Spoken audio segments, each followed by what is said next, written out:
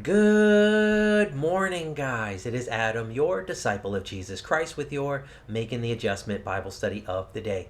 And today we're in Acts chapter 9, verse 36 through 43. And the title of this message is called Restored to Life. We are in a new series called Unstoppable. And I'm praying that the study captures how the gospel moved from Jerusalem outward into the Gentile world by the acts of the Holy Spirit through the apostles. Amen. So grab your Bibles, open up your Bible apps, grab your pen and paper. I'm not sure what this is for, but I pray that it blesses you. Acts chapter 9, and we begin at verse 36. Now there was in Joppa a disciple named Tabitha, which translated means Dorcas. She was full of good works and acts of charity. In those days she became ill and died. And when they had washed her, they laid her in an upper room.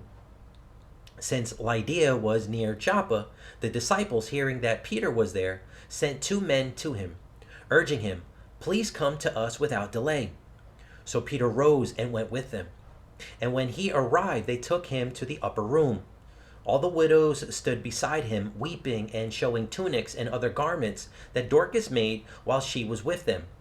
But Peter put them all outside, and knelt down and prayed. And turning to the body, he said, "Tabitha, arise." And she opened her eyes.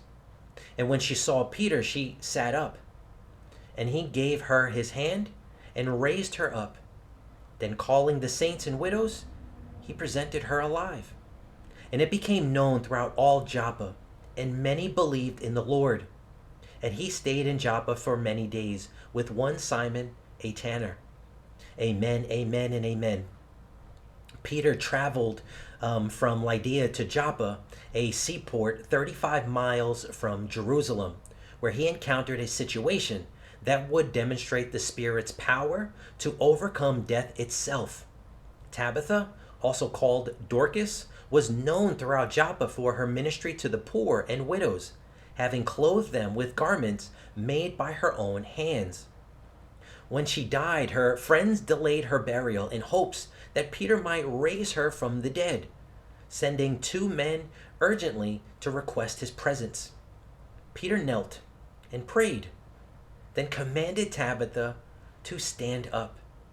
And her eyes opened, and she sat up, and he helped her to her feet.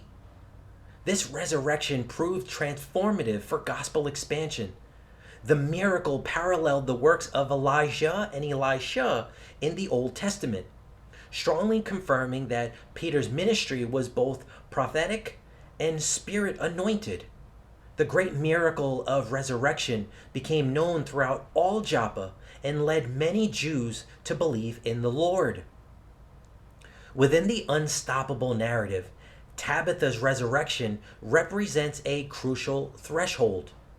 Her resurrection demonstrated that Jesus is Lord of life and able to overcome death's power, the ultimate validation of gospel claims.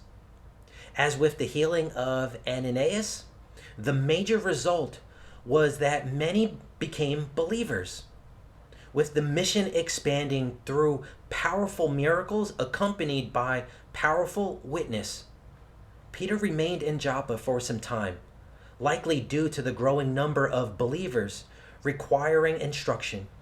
This coastal positioning proved strategically significant, placing Peter at the geographic and cultural threshold where the gospel would soon break decisively into the Gentile world through Cornelius's conversion.